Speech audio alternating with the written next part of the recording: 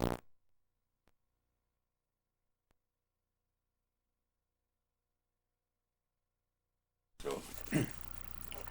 My name is Jerome Ferry. My cameraman is Alan Eggers. We're doing a video interview with Art Pennington, a longtime Cedar Rapidian who made a successful career in professional baseball. Art, tell us what year you were born and where you were born. well, I was born in Memphis, Tennessee. I was born May the 5th, 1923. What was your folks' name? Pearl and Harry Pennington. Pearl and Harry Pennington. Did you have any brothers or sisters? Yep. One brother named James Harry Pennington, and my sister Fanny Pearl Samuel. She wasn't Pennington then, but she's Samuel now. What was your dad's occupation? Oh, he worked as an elevator when I was a young boy, and then he wound up a janitor at Rick's School in Hot Springs. Your mother probably didn't work. Oh yeah, she worked. She worked at. I think she was a maid at the Majestic Hotel, and then I think she helped Pop on at the school. Mm-hmm. Yeah. You have a picture, Art, here of you when you were a baby. I think that'd be appropriate. Would you like to hold that up? Yeah. Hold it up for straight. Yeah, this picture when I was born. You're the one laying down. Yep, I'm the one laying down. Mama, That's young Art there. Yep, Mom said I'd like to kill. I was so big.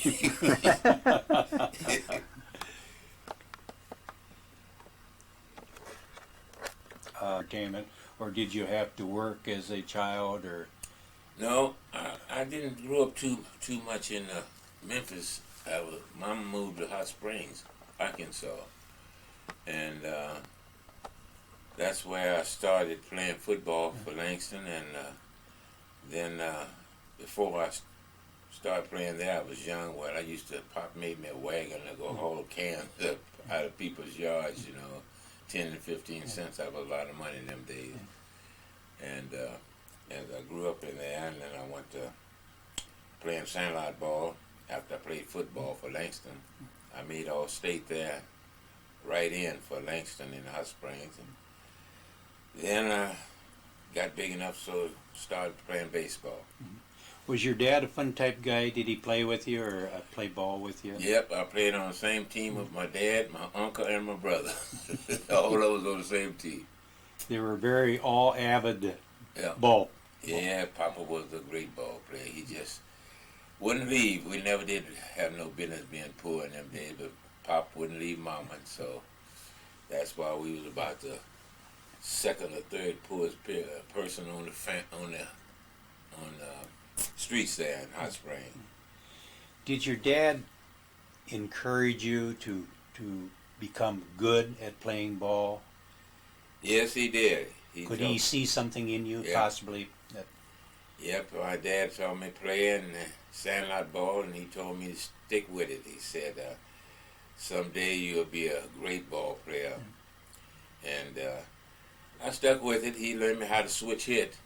He said, you got to bat from both sides because left-hand pitchers give left-hand hitters a lot of trouble. So I started switching, and that's the way I ended up batting from both sides. Is that something unique for a ball player, Art, to be able to hit from both sides? That's great. When you catch a player from hitting both sides, just like Mickey Mantle. He hit both sides. He was great. He was a great ball player, Mickey. Yeah. So, you went to high school. You Yeah. played ball in high school, baseball in high school. Well, they didn't have much of a baseball. It was called your sandlot team. Yeah. So I played there with little teams coming out of different towns there, Every little town had a ball club, and we'd play every weekend on Sundays, Saturdays and Sundays. And they would pass the hat around for a little money, Did somebody notice you?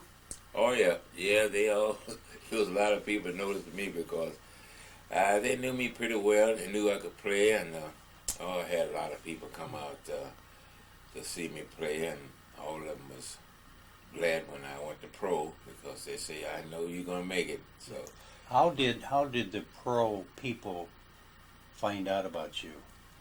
Well, let me see. Well, we was practicing, and a lot of them teams come through the train there in Hot Springs, and they had Roger Hornsby had a team of young fellas playing down there practicing in there, and so the American Giants, the Memphis Red Sox, they come in and play exhibition games, and they noticed me, and so I had to go to Memphis to meet them. So we didn't have no money, so I borrowed $5 from my aunt, and she gave me $5. I went up there and tried out with the Memphis Red Sox. The American Giants was there too, and so I beat out the regular shortstop, and the guys got mad at me because I had such a great arm. I could throw him like a bullet. And Jim Taylor noticed me, and Jim Taylor told me, say, you like to be with the American Giants? I said, yep. He said, you think your mom and them will let you play? I said, yep. I said, I will play regardless. So anyway, they come in, they talk to Mom, and Mom wanted me to finish school, but there wasn't nothing in finishing school. I didn't go no higher than the ninth. And so I left, and my dad said, let him go. She said, he'd never been away from home before. He said, let him go. So that's why I got started. Jim Taylor was the manager, and he saw that I could run like a deer, and I could throw that ball like a bullet, and I could hit that ball, so he took me over his showstopper. That's where I started. Yeah. How old would you have been at this time when he hired you? 16. 16. Yeah, that's when I went to Chicago. 16 years old. Yeah. You, this was quite a change, cultural change from going to Hot Springs to Chicago at 16 years of age. Yep, it was. I'd never been nowhere. And were you scared? I wasn't scared. I just look at all the big buildings and things and so many people. You know, Hot Springs had a population of about 30-some thousand and something, and go to Chicago and it got millions. And I got used to it in a hurry because first thing I was looking at all the girls. That baby grew up soon. Was there anybody keeping an eye or watching out for you? Any relative or? No, they had the manager, Jim Taylor, looked out because I was the youngest on the ball club, and he kept an eye with because Mom and them told him to look out for me. And so he was always around. In fact, he always would get me in. I couldn't stay out late at night, and he would always look in on me. Yeah. What did they give you for a starting wage? I believe it was about let me see, it wasn't no more than $125 or $150 a month. Because I remember them giving my mother and dad, I think they gave them $150, $125, and we was the richest. They was the richest in the neighborhood at that time. Because Mama was working for $5 a week, feed 7 of them. What year would have this been? 1940, perhaps? Yep, that's when I went. Yeah. 1940, when I went to the American Giant. Well, this money, $125, $150 a month, you probably couldn't even relate to that much money at that age, could you? Never had that much money. In fact, I don't. After they give Mama that money, I think they give me, $50 and $20, and that was a lot of money. I didn't know what I was going to do with it. So, tell us what happened after you joined the league. Did you have any success right away, or? Yep, we played in Comiskey Park, and so people come out to see me. They call me Superman, and they want to know where I got that name from. So I told them my mother gave me that name when I was a young boy, and so that's all they would now. Superman at bat, and I was fast, and I could throw, and guys hit the ball to me at shortstop, and if you take a bad hop, it hit me in the chest, and I was never in such a hurry because I had such an arm. I picked the ball up, and Pep Young on first base said, "Throw it, Soup," and I'd shoot it over there. He wanted me to get rid of it so it wouldn't hurt his head. I'd shoot it across that infield. Yeah. Was this a Negro league or an integrated? Yeah, no, it wasn't integrated in them days. No, it was all black league. Did did the All-Black League ever play the All-White League? Oh, yeah. Yes. We played them practically every year with Bonstam, with Bob Feller, Bonstam with Dizzy Dean. In fact, they hit a home run off of Dizzy Dean, and the manager come over, managing Dizzy Dean's All-Star team, said, "Oh, you should have said, I don't think you'd have did that if Dizzy Dean would have been in his prime." And Jim Taylor said, "He don't care what prime you're in." He said he would have hit you. He said he hit Satcher sometime. He said Satcher's one of the greats. Yeah, that Satcher, he was something else. So then how long did you stay with this? Well, with the American Giants? Mm-hmm. Well, I stayed with the American Giants until the Yankees, they paid, they bought, in fact, all the major leagues bought the best players in the black leagues. That's what broke the leagues up. They first took Jackie Robinson, and I think, and next they got Larry Doby, and then newcomer, and let me see, they got Elston Howard. The Yankees got Elston Howard, and they got quite a few numbers of the best ball players. And they bought me. The Yankees paid the American Giants, I don't know how much money, but I know they didn't.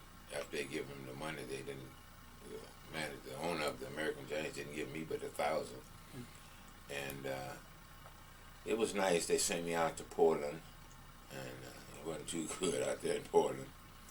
They thought maybe all the stuff that Jackie Robinson went through, it might have been cooled off for the rest of the players, but we went through the same thing Jackie went through, same thing. And only one thing, Jackie had the best education. He had a college education, and guys like me and didn't have such a good education. And I was kind of mean when I was coming up, and after when you're young, you know you're good, and that's about it. You just know you can play with anybody, and so you didn't like taking a lot of mess. Then a lot of the major leaguers was there, and then they jumped down to Mexico, where the money was good. I wasn't making the highest I made in the black league. It was $600, and these guys from Mexico come in, and they got 3 of us off of there: Jesse Douglas, Mike McInnes, and myself. And they paid us, I think they paid us $1,000 a piece. And the guys brought us a lot of money, and then we jumped and went to Mexico. So I stayed played in Mexico all that winter, summer and winter. Played against such guys from the majors as Mickey Owens and Max Lanier, and it was quite a Lou Klein and Daniel Godella. They had a lot of those guys from the majors. Mickey Owens and them, they was coming from the major leagues. They wasn't, I don't know what they was making, but I know they made $25,000 a year down in Mexico, and that was a lot of money. More money than the major leagues at that time. Before you went to Mexico, you were talking about that you went out to Oregon. I think that was, you told me that was in 1948 approximately then. Was that a farm club out there that... Yeah, that was the Yankees farm team in Portland. Yeah, they sent me to Portland, and that was... Were you married yet, Art? Yeah, I had my Spanish wife with me. Yeah. You have a very nice picture of it. I'd like to show it. Have you show it this time? Yep, that was my Spanish wife. And your American... Yep, when I married her in Mexico, she couldn't speak no English, and I couldn't speak much Spanish, but I could speak a little to get us food. But she didn't understand what was going on when they was calling me names and things out in Portland. And then the ball players' wives, they was jealous of her because she was so beautiful. Then they didn't want to sit with her in the box seats. And then we went to the airport. I helped them win the first game. When I got out there, I was kind of sick. I was going to lay down, take some rest in the plane, give me a headache. In fact, that was the first plane ride I ever had. And I had a headache. And the guy told me, we didn't pay you to come out here and lay down. You got to come out here and play. So I went out there and pinch hit, and I hit a singer to win the game. And then the next day we was going to go to Portland. And so we got him, went to the airport, and we got to the airport. For all the players, it was you could just tell it wasn't. I think they had one black from Puerto Rico somewhere, a fella. He was a good ball player too, and him and I would be talking, and other guys they wouldn't associate with us. And Tommy Bridges was out there for Detroit too. He was pitching for Detroit. Tommy Bridges, he was there, and they had quite a few majors out there, and they was jealous of us. And of course, we went in the clubhouse where I put on a suit of clothes, because it was on a Sunday, so I put my suit of clothes and went on. My wife was dressed and walking in there. Said, "Where you going to preach today?" And that made me mad right there.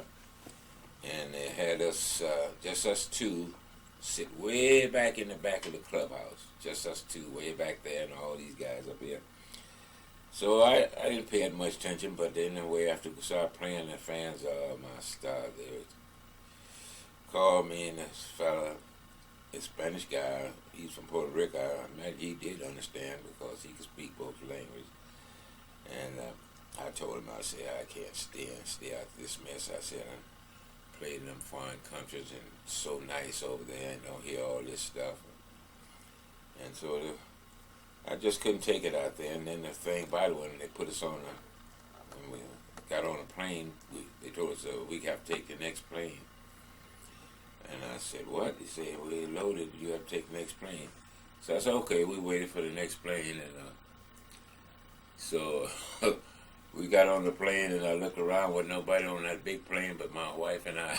I said, what? They gonna just take you and I? And so he took us over there to the cab driver, take us to the Imperial Hotel. So he said, I think you got the wrong hotel, don't you? I said, nope. I said, that's the one they gave me, told me to come to. So I showed him the letter or whatever they gave me to show him to where to go. And he said, okay, I'll put you off. So they put us off there at the front of the hotel. So I went inside and I told him to have a room for me. So the guy said, no, you can't stay here. I said, why? And so I come out and I tried to tell the old lady. So I said, wait, I'm going to call Bill Mulligan, I think, was a big man. So we called Bill Mulligan, and he was there in no time. I don't know where he lived, but he was there in a hurry. And he come in there and he said, did he tell you that I sent him to this hotel? But we don't take him in here. He said, whose hotel is this? And so he told him, he said, give them to the best room you got here and get out there and pick that luggage up and bring it in here. So that made me feel a little better. But we stayed there, I think, about 2 or 3 days, and a lady from the NAACP come by, and she took us, told us we had to go to a better place where we wouldn't be bothered. So she found us a nice place that we stayed there until I got tired of all that stuff out there, and then I jumped to, I think a fella come from Santo Domingo or Caracas, one of them places, and he saw me play and offered a couple of us some big money.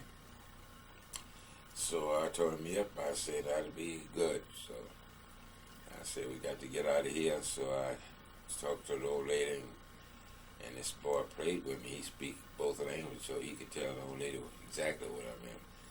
So I sent her to New York and told her to get there to send me a telegram to say one of my kids got hurt. And she did that. And she sent a telegram. I was in the clubhouse, and either I was on the clubhouse or on the field, one or two. And Bill Mulligan come over and hand me a telegram, and I read it. That's all my stars. I showed it to her. He said, oh, that's bad. He said, I'll give you the money and you can get out of here tomorrow. So he gave me some money and the tickets and things, and then I flew into New York where the old lady was, and then this fellow there waiting for, give us some big bag of money. And then we flew into Santo Domingo. And I played there. They give me, I think they give me $3,500 a month. Yeah, and that was a lot of money for me. and stayed there. But the weather was hot. Oh my, the ground was so hot over there. The ground was cracked. You know, when you go feel it was just cracked. So after I stayed there, then let me see. I don't know if I went to Caracas from there, because I played winter ball. I believe that was Caracas. I don't. Either Mexico. Played winter ball. So I made about much as the guys in the majors, because they didn't. I think that was $5,000 in them days for the major league. So I didn't have to worry about no money. But were the teams integrated down there in Santo Domingo in Mexico? Yes, my goodness, they had white players from the United States and Cuba, all over. Mexican players, and a lot of them knew me because I've been around in them leagues. Yes, they was integrated, and that's what made it so nice over there. You didn't have people calling your names, and it was just nice. Everybody had a lot of respect for baseball players in the foreign countries. Havana, Cuba is known for its devotion to baseball, isn't it? Oh yeah, Havana is. But it was segregated when I went there. Havana was segregated. Yeah, yes, my goodness. We went there, and my wife and one of the players that played in the major name, I can't think of his name. His wife was a blonde, and him and my wife and they used to hang around together in Mexico. But when we got to Cuba, he told my wife, she said, "Anita, I'm so sorry." He said, "I just can't mingle with you like we did in Mexico." He said, "Cuba is segregated." She said, "Wasn't for your husband, we could, but..." So I told her, my old lady told us, well, she said, "I should do the same thing in Mexico when I go back to my country, tell you to play there." I said, no. I said, so I hit the first Grand Slam in home run there in Cuba. First Grand Slam, so they gave me a check for $500 and gave me a radio. And so, they had about 30-some thousand at the park that night. Everybody was so happy because the team I was playing with was named Havana. And we won, and they were so happy. But that night, I dressed it, and we was going to go at the nightclub. So, my wife, she speaks a lot of Spanish just like I speak English, and so I let her lead the way. And so she saw this big club and said, "So we'll go here." I said, "Okay." We went there to the door, and she went in. She was going to let her in. They said, "But he can't come in." She said, "What?" I said, "What is this?" He said, "I'm sorry, I can't come in." I said, "Who owns this place?" He said, "America owned this place." He said, "His name is George Raff, the movie star." And I shook my head. Oh, my God. And I said, no wonder. Cuba just like Mississippi in the United States. So we went, some friends showed us a nice club that the blacks over there had. So we went there. And wasn't too long after we left Cuba, coming back to the United States, we had a problem in Miami. I think it's Miami, Florida. Yeah, we had trouble there. By the time we landed, they didn't want to segregate us there because she was white. They didn't want us to stay together. So the plane was late coming for us to get on and so we stayed there and they put us on a bus, for sightseeing bus, and for a lot of people had layover, so we all got on the bus. So my wife, she just jumped right on the bus because we was there first, and she took the front seat behind the bus driver. And so he didn't say nothing till we pulled off, and when we started, and then he told us we had to told me I had to take the back seat. I couldn't sit up there in the front. So I told him, "What?" I said, "I'm not paying to ride no bus." I said, "They just told us we go sightseeing here, and that's why we got on the bus at the airport. You're going to take us back to the airport." So I just, tired from that plane ride. I never did enjoy plane riding. And I was dozing off there, and when somebody hit me on my shoulder, he said, I think he's this guy called, hey Uncle. I said, "You're not talking to me." I said, "My name's Art Pennington." And he tried to talk to the old lady, but he couldn't. So I said, she can't speak no English. I said, so you wasting your breath. And anyway, they wanted me to move. I said, well, you tell that bus driver to take us back to the airport. I said, because I'm going to make a complaint. I said, I'm in the Yankees organization. I just left Cuba playing baseball, and I'm going to make a complaint about this. So he told that bus driver to take us all back to the airport. And a lot of people on that bus that they didn't enjoy that was for doggone. They was mad too because they jumped on me. Because they discriminated against you. Yeah, against me. And they all knew I was a ball player because a lot of them come from Cuba too on that plane. And they just couldn't understand it. And then one fellow said, if you have any problems, just give, I think he gave us his telephone number. He said, let me know. He said, this is a disgrace. I said, well, that's the way it is. So anyway, we got there, and let me see, I think this was from coming there. See, we came on and went to, I don't know, I'm kind of mixed up on that. It's either coming from Mexico or either Cuba, when they didn't let us sit down in the bus station. She couldn't sit in the bus station after we got out. No, that was Mexico. Because we come from Mexico on a train, and that's when they wanted to segregate us to move her in the front and me in the back. And that didn't work for them, so it took us to Little Rock, Arkansas. So when she went in the waiting room, and we both went in the waiting room, the colored waiting room. And they wouldn't have that. She couldn't sit in there with me. And so, anyway, I called my dad, and she wasn't going to go over there and sit by herself. I told him, I said, look, I said, it won't work. I said, we'll sit out here, we'll stand out here, outside. That's how I called somebody to pick us up. So my dad, he drove over to my mother, picked her up, just only 50-some miles from Little Rock to Hot Springs. So when we got there, and I put my bags and things in the trunk of the car, and she was standing up on the side of the car. And my dad said, where your wife at? I said, there she is. He said, get in the car quick. I said, what do you mean? He said, get in the car, get in the car. So we went over back to Hot Springs. Now, Hot Springs is one of the best places in the South. It was a little prejudice, but not as much as others. See, my granddaddy was white. That's his picture right over there on that wall there. He was an Irishman. And he had 13 kids by my grandmother. She's part Indian. And they had another white and black couple married about 3 or 4 blocks from my grandparents' house. But it wasn't as prejudiced as others. We didn't have no problem in Hot Springs at all. No problem whatsoever. Didn't this put a terrible strain on your marriage? That had to hurt her awful bad. Well, after she learned English, it did. Yeah. She couldn't understand, so yeah. It didn't bother her as much as... It didn't bother at the beginning because she didn't learn to speak English till she read funny books. And then after she got to learning what was going on, then she told all that stuff, and she talked to all our people in Spanish. And when we went back to Mexico to play, she told them all about the United States. Yeah, so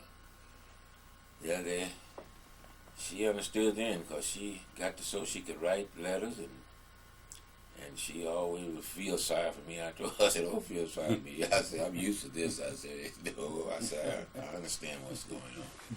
So what was your next move then, Art? Well, let me see. After we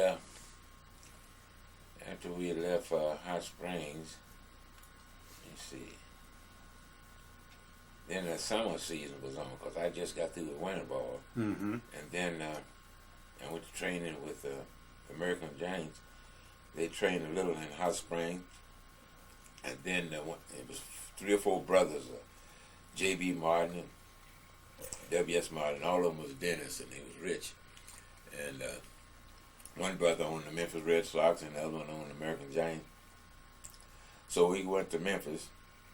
And we played one another in exhibition games like in spring training.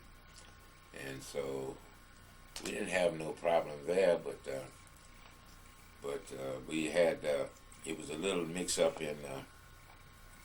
You could tell there was prejudice there because after the ball game, my wife wanted to see Memphis, the stores, and so I took her downtown and we walked to store to store. They had some nice clothes and things in them stores, and at that time in Memphis, I didn't know they had a curfew in Memphis, and so one of the cops drove up in their car and asked me where was I from and this and that, and I told him we was down taking spring training, and I said, it's my wife. I said, she's from Mexico. And he said, we have a curfew. He said that you can't be up this late over downtown. I said, okay, we'll leave on, we'll move on. So I told him we was training there and where we stayed at. And so we just left. We didn't have no problem there. I didn't know it. I told the people at the hotel. I said, how come y'all didn't tell me you had a curfew? You couldn't go downtown at a certain time of night. And they asked me about what happened. I said, nothing. At that time, you couldn't even blow a horn in Memphis. Cars couldn't blow a horn at people. So it was all right. We stayed pretty good. Then when we got through the spring training, I had to send, I wouldn't take no chances because they was taking we barnstormed all the way down to Birmingham, Alabama. Went to Mississippi, all through Texas, barnstorming. We take like spring training, and I didn't take her there. I sent her back to my mom's house. I said, no, we ain't going down to Mississippi. I said, because I heard too much problems like down here about that. And Jim Taylor was the manager. He said, no, I wouldn't take her down there. So my mother, she stayed down until we come back after, and then I picked up and took her on to Chicago. But she honestly, she didn't take long for her to know what was going on. Yeah. We have a couple more photos here, Art, of some of your acquaintance and players you played with. What time period would this have been? Well, let me see. Who were these gentlemen? This had to be, oh boy, this had to be in the 40s or 50s, something like that. Because this here is Roy Campanella. He's the catcher for the Dodgers, Brooklyn Dodgers. That's when it was in Brooklyn. Mm-hmm. And this is Don Newcomer. He was Brooklyn Dodgers. And that's Larry Doby. He was with Cleveland Indians. He was the first black after Jackie Robinson. They brought him for Cleveland Indian. And so we was down in hot spring training, and Roger Hornsby was down there with a lot of school boys training too in Hot Springs at that time. And so I was in, at that time, I think I was in and got into the Cubs organization. Yeah, the Cubs. Because the Cubs, I went around there and trained with the Cubs, and I think the manager name was Bill Prince. He the one got me in with them. And the only reason I didn't go with the Cubs that year, I talked too much. Because they would tell me in the clubhouse and around the boys on the field when we were playing, people would come and interview us and ask about what we think about different teams and who would win this and that. And so I just talked and told them, I said, somebody said about the Cubs, I said, the Cubs will never win a pennant. I said, they don't have no good ball players. And that's why I think the Cubs just, Bill Prince told me, said, you never should have said that. I said, well, it's the truth. They ain't going to never win nothing. I said, they ain't got no ball club to beat these other guys. So I had it with Bill Prince, and when I said, next year we went down to, I got with Cedar Rapids, we went down to, yeah, that was the Cubs outfit. Yeah, went down to Macon, Georgia. And we stayed at some people's houses. And so the Braves, the Milwaukee Braves was there training. And so we played a doubleheader. And so the Cubs would play some team first. And then we played first, I believe. And then for the Braves, they played second. Because Hank Aaron and I, the whole team went through the front gate. All the white players went through the front gate. And so we just followed the team. They stopped us at the front gate, and Hank Aaron and I had to go up under the stands to get on the field. We couldn't go through the front gate. Hank Aaron, I told him about that a few years ago when I was down in Atlanta. It was 4 days down there. He said, "Oh, I'll never forget that, Art." I said, "That was very embarrassing, wasn't it?" I said, "Yep." I said, "Sure was." I said, "Now how you feel?" I said, "You the home run king now." I said, "You don't have to go up under the stands now." He just laughed. So that we went through a lot. So, but, And then when did you come to Cedar Rapids? well, Cedar Rapids. Let me see here. Cedar Rapids. Oh yeah. After I left Mexico, I left Mexico, and one of the major league guys that knew me, and Sikorsky or something, I forgot his name, and he recommended me to. He said, "You gonna play this year in Mexico?" I said, "I don't know." I said, "Depends." I said, "I don't know what you're gonna do," but he said, "I'd like to send you to a new place, a new town." He said, "We'll give you a pretty good bonus." He said, "Pay you pretty good if you go." Tommy Karofsky, I think was his name. He's a nice guy from Cleveland. He was in the major league Cleveland, so I said, "Okay, I'll see about that." So he wrote me a letter and sent me a check down to Hot Springs, and then let me see how they were. No, it wasn't Hot Springs. Yes, it was Hot Springs, because my wife was staying with Mom while I was training, and then I went on. He sent me to Keokuk. Keokuk. That's the team that played. I forgot the name. Keokuk something. And I think their name was Colonel. Keokuk Colonel, something like that. And I played for them there, and we had a pretty good team. He had a lot of ball players from different countries, Cuba and different foreign countries, and we had a good team. That was the year that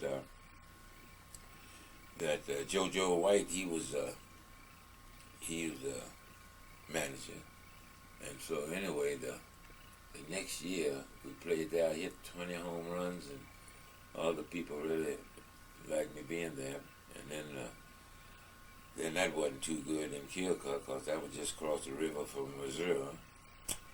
And after the game, we won some game against, I think it was Chicago, a White Sox farm team or something.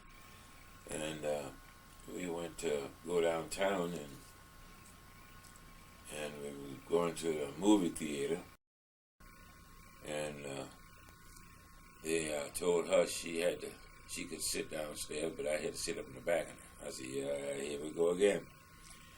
So no, I said, "We're gonna sit upstairs." We said, so we went upstairs. They didn't bother us after we sit upstairs. Then after we went there, she wanted something to eat. So we went in a restaurant there. It wasn't too far from the movie, the theater. And so we got in the restaurant. They serving everybody, and as we sitting there in the booth, and nobody was coming. So I looked and I called the girl. I said, "When you gonna come over here and wait on us?" He said, "I'm sorry, but we can't wait on you." I said, "What?" And so I was young, lots younger than I am now. And I said, "Where's your owner at? Tell your owner I want to see him." So she went back and got the owner, and the guy that owned the restaurant, he owned the ball club. He liked to die. He said, "Oh, Art." I said, "Yep, I'm here, and they don't want to serve me." Tell that girl, give him everything on the house. Give him and his wife everything on the house. I said, "Get this up." So we ate up a bread. And he come home and sit in the booth with her. He said, "I'm sorry about that, Art." He said, "But things have changed." I said, "Well, I hope so." He said, "I wish I just knew you was coming. You wouldn't have went through this." I said, "That's all right, because as long as we got some food, that's good enough." Because they paid us pretty good in Keokuk. And then from there, from Keokuk, you come to Cedar Rapids? Yeah, they sold me to Cedar Rapids. Cedar Rapids, because I don't know what made them sell me, because the people there liked me so well there. And I think they changed management and everything there, because anyway, when they sold me to Cedar Rapids, well, when I went to Cedar Rapids, we were playing. The guy's team come in the Keokuk. They took over then, and JoJo White was the manager of Keokuk, and Roger Maris was on that team playing center field. Well, they had a lot of majors in that. White Sox had Harvey Keene and Bill Tull and Apparicia, all them guys that made Hall of Fame, and so we played. When I come to Cedar Rapids, the last game of the season, there it was. We played Keokuk. Keokuk had us, I think, 2-1, something like that. In the last inning, the ninth inning, and it was 2 outs. And the pitcher walked this batter. I think his name was Johnson. They walked him in front of me, and this guy JoJo went out there and changed pitches and put his ace in there. Because JoJo knew me well. And he put his ace in there, so I went back and got some bats and started swinging them, getting loose. And he's telling him how to pitch to me. And this guy could throw hard. The first pitch he threw it down the center of the plate, knee high. And I hit a line drive over Roger Maris' head. Roger jumped at it. I told him, ain't no use to jump. It sailed right out of that old ballpark. That's the last game I played in that park, and the last game we won. I hit the home run. Old Bill Prince said, I thought you said you wasn't going to hit no more home runs. I said, well, this one was accidental. Yeah. So who was it in Cedar Rapids that you played for? With the Cleveland? Yeah, they had the Cleveland Indians? I think his name was Bloodworth or something like that. His name was Bloodworth. And when I Jim Minn was the business manager. He was the mayor here in Cedar Rapids too, Jim Minn. And he come and talk to me and the wife and about we couldn't after we come to spring training we come up in the bus, but I drove my car. I always had a Cadillac, and I drove my car. But we met at the Monroe's Hotel downtown, and that's where all the bus stopped and put all the players getting the rooms there. And so this foreign boy, I forgot his name. Me and him standing waiting. We went up and got everybody rooms but us. And went to the desk there, and he said, "Oh, I'm sorry, but we can't have you all in the hotel." I said, "Another one, huh?" I said, "See the rabbits like that too?" So he said, "You wait just a minute." He said, "Jim Minn will be here, and he gonna take you all to a place where all the ball players and all the guys just stays here, and musicians." I said, okay. We waited there, and so Jim come and he took us to a lady's house named Miss Miller, and she had kept all the musicians like Nat King Cole and all them band leaders, Louis Armstrong, all them guys had pictures in her house where they stayed there, and they had bunk beds upstairs in the attic. That's where we stayed. So I told one of the boys, I said, it's the best they can do for us. And then her daughter got mad. She said, "You don't have to stay here, you know." I said, "We ain't got nowhere to stay." I said, "We got to stay here." I said, "But I used to up in the attic." And anyway, we stayed there, and Jim would invite us out to his house to eat. Jim Minn, he was very nice. And went out to his house and his wife and I think his daughter, and that's where we'd eat out there. They treated us all right here in Cedar Rapids. We didn't get all them name calling, but we couldn't go nowhere. I think they had one or two places for the colored people here, and that was the Elks, an old tavern down there on the 9th Avenue on the corner by the railroad track. So I told him I wasn't going to take my wife in that place. So Jim showed us a place where you could be a tavern over on C Avenue. That's where the Spanish people was living, over on C Avenue. And so I bought a house over there on C Avenue, and she really enjoyed it because they had a lot of Spanish-speaking people over there. So she enjoyed it there. So we stayed there, and we didn't have no more problem, but we just couldn't eat. Oh, they had two places we could eat though. We could eat at the Butterfly, and we'd eat at the Dragon. That's where there wasn't no prejudice or nothing in them two places, the Butterfly and the Dragon. And then that was Bishop too. We didn't have no problem at Bishop downtown. Had Bishops downtown. Yeah, I remember that. Bishop. Yeah, so we enjoyed ourselves, but it just had a hard time in them days. That got it. Okay, that's my wife Anita, and my young daughter wasn't too old there. That's Anita too, and this oldest one here is Agnes, and that's my two daughters by my Spanish wife, and they both living. All of them living. My old lady, she's in a nursing home. She was about 8 years older than me. I didn't know it at the time, but it wouldn't make no difference. Pretty she was. I couldn't tell by the ages, you know. So, and this here is this is my oldest daughter. Her name is Agnes Flugel. That's her husband. He had a heart attack and died. He had a brother played for the Detroit Lions football, and they was enjoying life. Just bought him a new home down in Atlanta. And one night she called me and told me her husband had a heart attack and died. So she's, let me see, I think she's about 52 now. Yeah, she's in her 50s, and I hear lots from her. She always called me, but that young one, she don't call me. She married some white fella down there in California, and he was a veterinarian.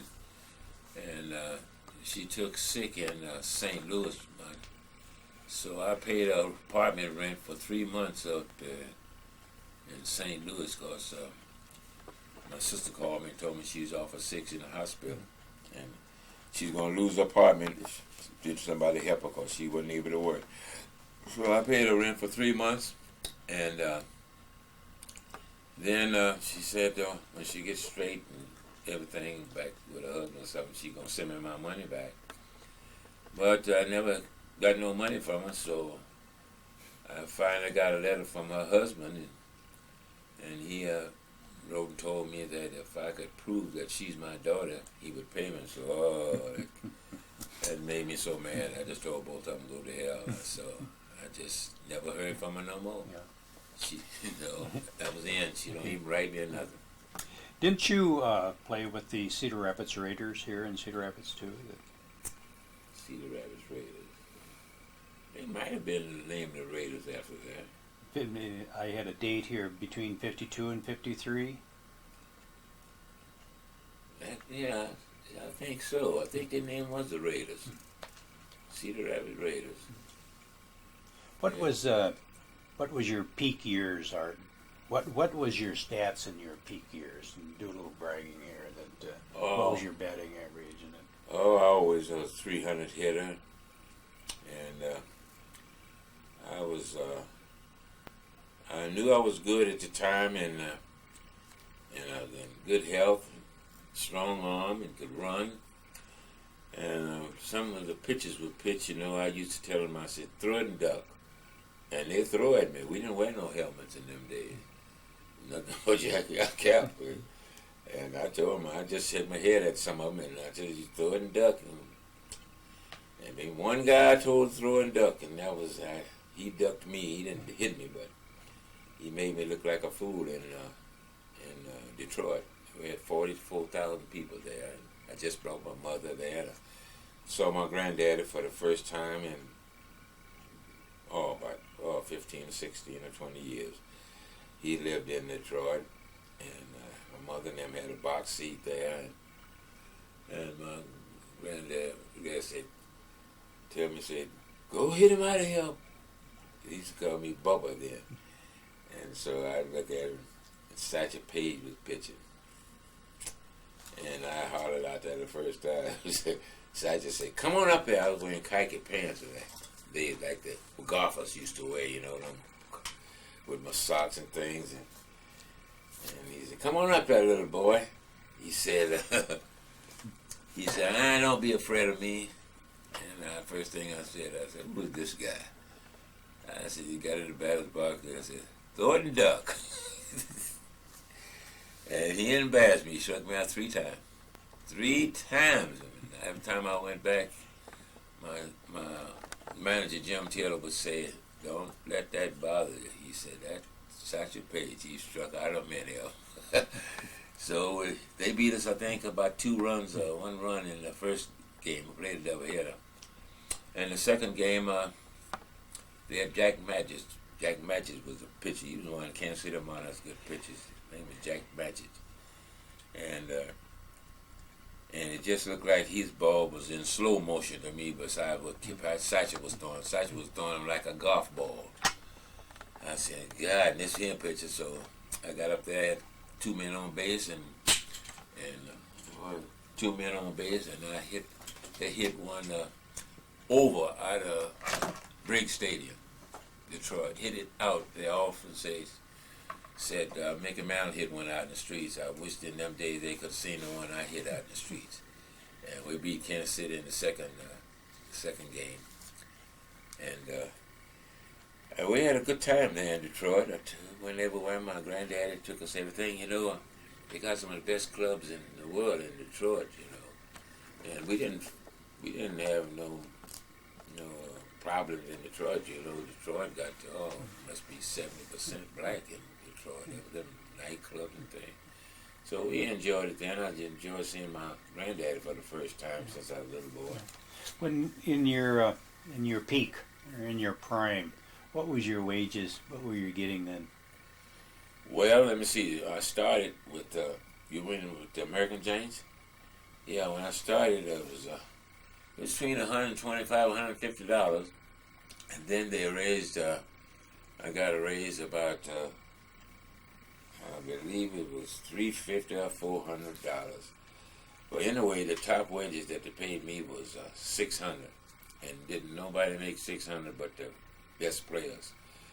Now, Sweet Barnstorm was Satchel, and we played the major leagues out there in California, but we got a percentage, and we played, and Satchel won to beat him, and I think we had about 30,000 or 40,000 people out there. So they gave each one of us at that time, I think each one of us got $350 a piece, each ball player.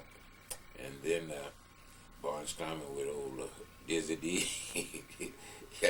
Dizzy D could throw that ball just as hard. And this guy come over and tell our manager, "You should have seen him in his prime." I said, "Well, Satchel seen him in his prime." I said, "He don't throw hard as Satchel." Well, Dizzy Dean told the major league, said, "If you give me Satchel Paige and my brother Paul," he said, "we'll have the pennant won by August and we'll go fishing." Them 3. Yeah. I enjoyed it with old Dizzy. Dizzy was a nice guy. He come over and shook hands with me when I hit that off, and he said, "You hit a good pitch." I said, "Thank you." He said, "You're going to be a good ball player." But I was young and foolish in them days. Yeah. Was you able to play any position? Yeah, I played all positions but catch. I didn't catch because my arm was so strong. Sometime we get in the 9th inning, instead of Jim Taylor using some of his good pitches to pitch, he'd send me in there to throw the last couple of innings, you know, and I could fire that ball. Yeah, I was a relief pitcher. I played first, second, third, first, all the outfield. I played all around the outfield. Yeah. Did you ever have the opportunity to play in the Veterans Memorial Stadium? What is known as now? This one right here? Mm-hmm. Yeah, that's the last game I played in there. What year was that, Art? That got to be 59, perhaps? 1959? No, that wasn't 59. That was in 54 or 53. Yeah, 54 I think was my last year, 53. Because that's the time I hit that home run off JoJo White's outfit, and Mount Roger Maris jumped at it up there, jumped at the ball. Yeah, that was 53 or 54. I think it must have been 54. 54.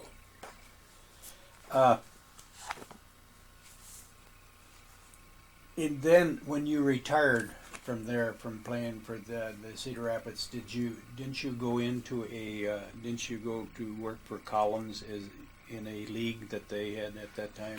Well, I had bought that house on C Avenue, and I had a renter in that house, and he was a Mexican fella, and so I didn't play ball that winter, and so my money was running short, and he told me, he said, "Why don't you come on down?" He said, "They need to hire some men down here," and I said, "Okay, I'll come down." So I just finished in the Cedar Rapids team, and they gave some of the players good jobs, like Rocky Ruffrup got him a good job at Sears and Roebuck, and they gave Horace Garner. They gave him a job, and they offered me the job too, but I wasn't going to take the job because I worked one day and that was enough, picking up garbage. And man, I went in the house old lady said, "Where in the world you been?" And I took a bath right quick. I quit that one. And then I went down to guys out the ballpark sitting box seats, Oh, they was with some young girls, like Howard Hall and this guy on the Monroe's Hotel. He's sitting there with women. Anything you need, Art, after season, come down and see me if you need a job or something. Okay. So I didn't play that winter ball, and so I went down there first to see him at the hotel.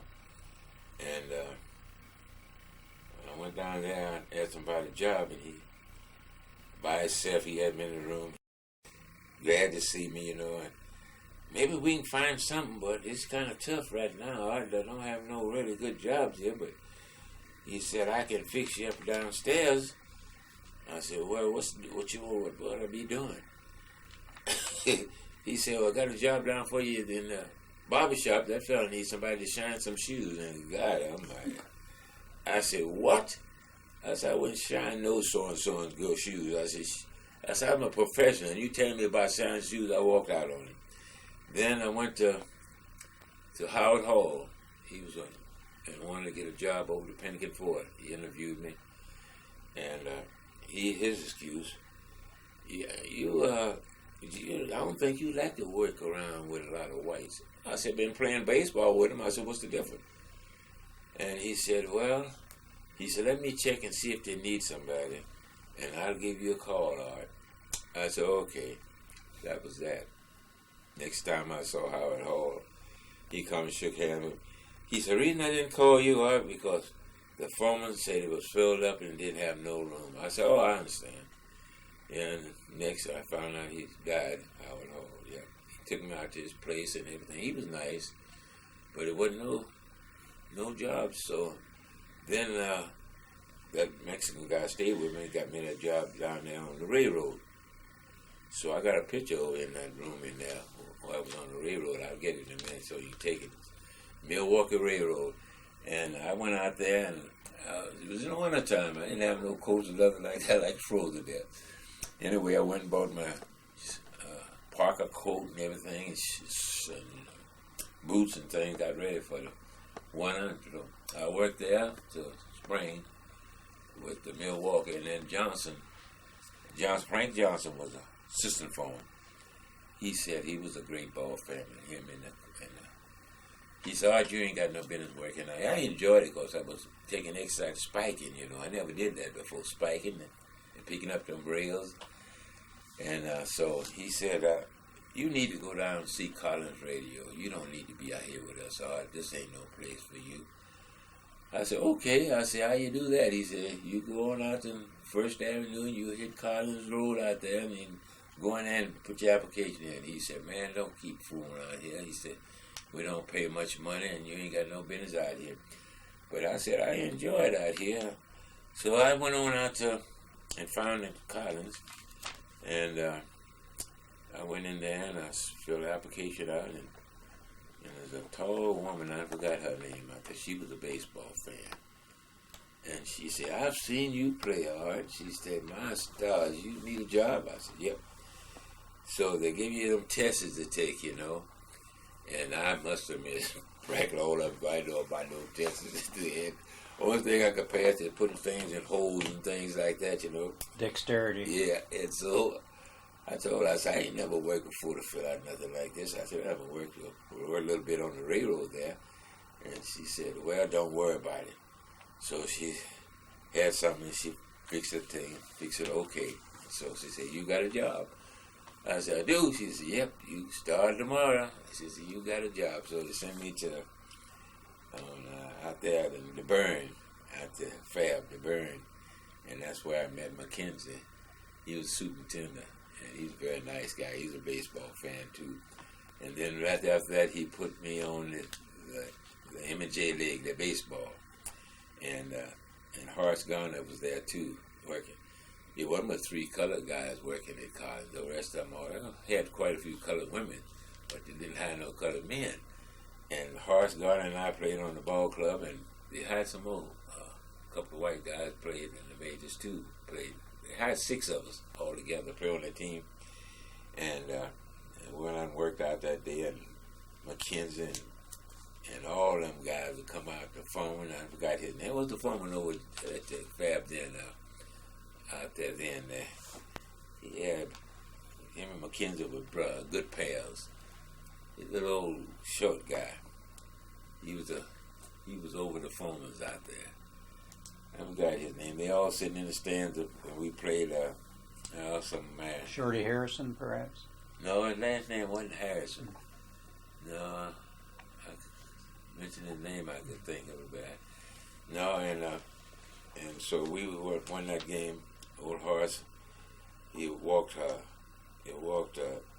horse to get to me, and I hit him over that tree. I think that's Daniels Park out there, but over there. And we won the game all, and he got a big kick, and people started coming to see the M&J League there, because Horace Garner and I was there. We won all the games. I don't think we lost a game. Yeah. Did a lot of the factories have baseball leagues? You competed against each other? They had Wilson. And they had 3. I think they had 4 teams. Someplace they had it on the uniforms. Yeah, they had 4 factories or something. Some kind of I can't think about it. No, Wilson was on there because they had a pretty good team, Wilson, because they had one of the guys. The Plant Schott, possibly, or Link Belt? Or... Yeah, Link Belt, and another one. I forgot what kind of things. They was making boxes or something. Something, because I see the name sometime mentioned. They had some good ball players because they had old Ernie Green on Wilson's, because he played in the 3-eye league too. He was out there playing on that team.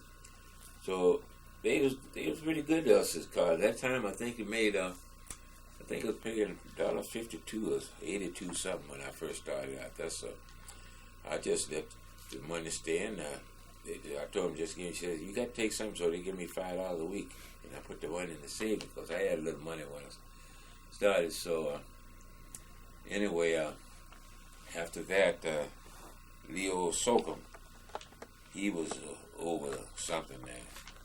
Yeah, over the line I was on at that time. They had farmed me out or something. Anyway, I just had bought that convertible white Cadillac of mine, and I drove it out there. That was a pretty rascal. I still got it sitting in the garage there. Bought it when I retired in '59. And old Sokum, I was talking to all these gals. They didn't like it much because I was talking to all these gals, But I didn't talk to them. All of them come around me. And so anyway, old Sokum come told me after he seen I had that Cadillac. Oh, no, how somebody must have told him. He said, I hate to tell you this. He said, you done bought a new Cadillac. He said, do you know you're going to be laid off next week? They're laying off a bunch next week. So I said, well, that's too bad. He said, you done come up here in a new Cadillac. You should have said something. I said, what good would it do? And he kept on mentioning this. And I said, well, let me tell you something. I said, do you really think that I bought a Cadillac making $1.54 or $1.80 something cents an hour? I said, no way in the world. I said, I don't care what you do. I said, I'll have this Cadillac as long as I live. At that time, I had about, I must have had in my pocket maybe over $1,000 in $100 bills, and I just took it and flashed it in his face. And them gals just laughed. They laughed at old Slocum. He left out there. But we did get laid off, but it didn't make much difference being laid off. Then when we went back to college, they hired me. Well, first thing about it, it was a good while. It was almost a year when I went back to college. And the only problem I had when I went to college was I'd get out with break time, I'd get first out and then I'd run over there and sit in the cafeteria and get my food. And all these gals would come and sit around me and get to talking, And then one of these doggone foremen, I forgot his name too. He said, you just can't be talking around fooling these white gals. I said, what? I said, you kidding? And so I told Mackenzie about it. He got on about it, but anyway, had open Sunday then. You bring all your wives out. Open house. Yeah, open house.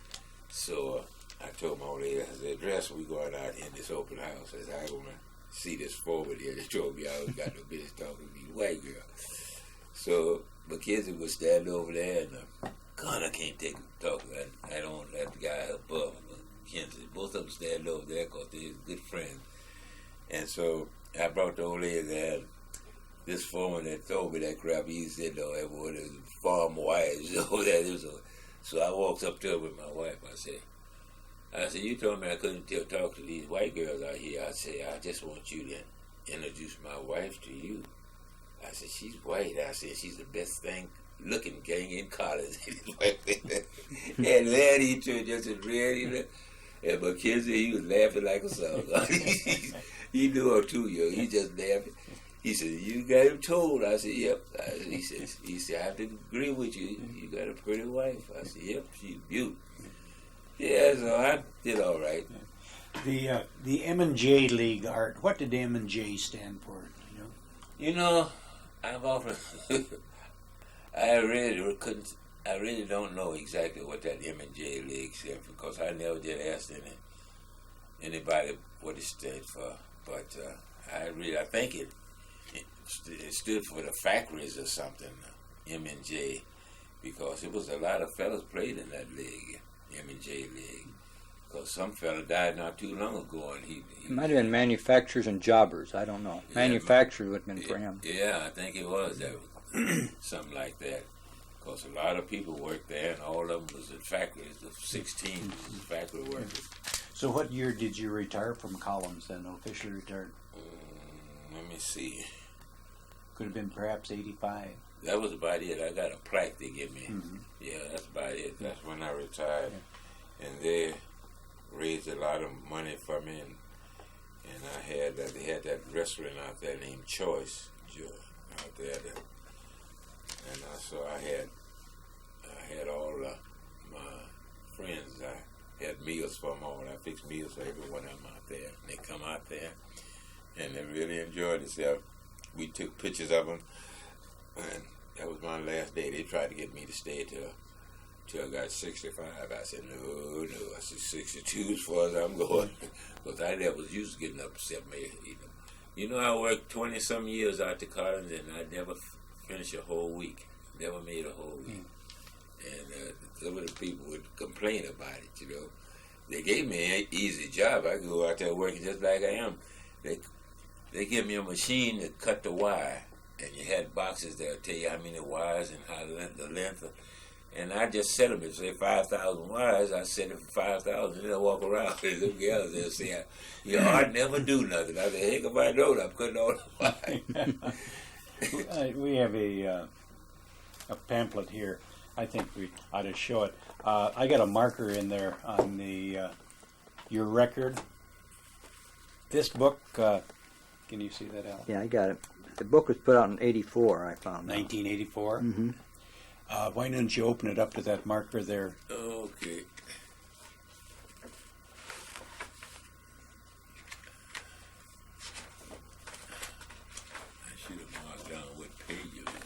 It's where that paper is. That green paper he's got. There you go. Oh, that's what it's at? Yeah. Oh, yeah. There you go. Yeah, there it is. I don't know if the camera will pick that up or not. Let me see. I'll try. You will. That was your batting average? Yep, nobody ever broke that record since. Nobody hit that 1954. Yep. 345. Yep, they haven't broke it yet, so whenever they break it, they'll put a new book up here. But they haven't did anything yet. Now, if you wait a second, I'll get that out there where I was on the railroad. This is the photo art that you said you were working for the railroad? Yep, when I didn't play ball that winter, they gave me a job right away. They knew me, and Frank Johnson was the assistant foreman. He said, "Don't worry," he said. He didn't want me to pick them things up, but I was strong then. I could pick up one of them tires and put on my shoulder. He said, "Those strangers," if I said, "Don't bother me." And so they took a picture and they put this in the newspaper in Cedar Rapids. Yep. That was a good old day. And here's a nice picture of your family. Yep, that's my mother and dad. This is my dad, Harry Pennington. That's my mom. Her name was Pearl Pennington. And that's myself, Art Pennington. That's my only and oldest brother, James Harry Pennington. My only sister, Fanny Pearl Samuel. It's just us three living now. Mom and Dad passed. But my sister, she's in St. Louis. Her husband passed. He was in the Navy.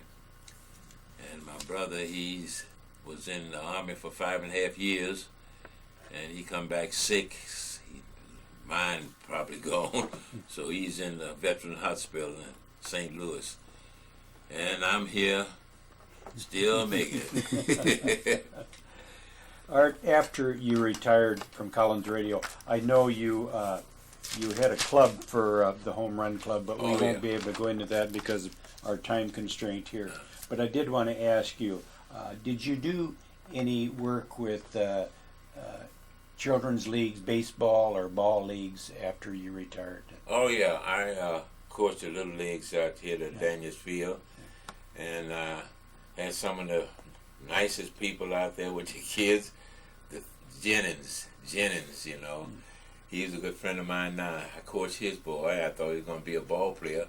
But doggone, he turned out to be a doctor. His dad told me, he said, "He's a doctor." I said, "Well, tell him I've been a wreck. Please come help me." Yeah, he was a good little pitcher, too. Yeah, Jennings used to come out there, and every time I see him now, they're the same way to Jennings. Yeah, they're very nice people. Yeah. What's your thoughts on the new stadium? Well, I think it's very nice. That new park they put out there is beautiful, but they got to have a winning team to draw the people because Cedar Rapids is football. Always a football town. They can get 40, 50, and 60,000 in football, and they have a heck of a time getting 5,000 and 6,000 for baseball. But they'll do all right, I think, with this new ballpark because they can stretch their legs in the box seats. I went out there once in the box seats. I just cramped my legs. They're so close. But I think they'll do all right. If they get a winning team in there and somebody can hit that ball out of that park twice a week or whenever, I think the people will draw the people. All they have to do is have one good star player, and that'll draw the people. Do you think you'll find yourself going to the games at the new stadium? Well, I think I will go out there because I've had one of the fellows from Keokuk call me up, and he wants me to meet some people, and he wants to take me out to the opening game and have dinner and all that. His name is Shane.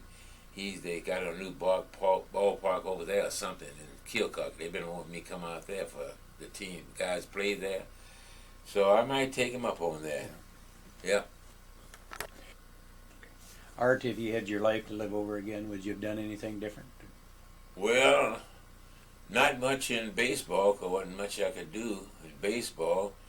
But I'd kind of settled down a little more with my Spanish wife because I was young and she was very good, and I mistreated her running around with other women. Now I'd have changed that if I had my life to live over again. But otherwise, I had a good life, and I'm doing great that this guy hit me head on in my car and got me kind of crippled a little bit, but I'm doing good.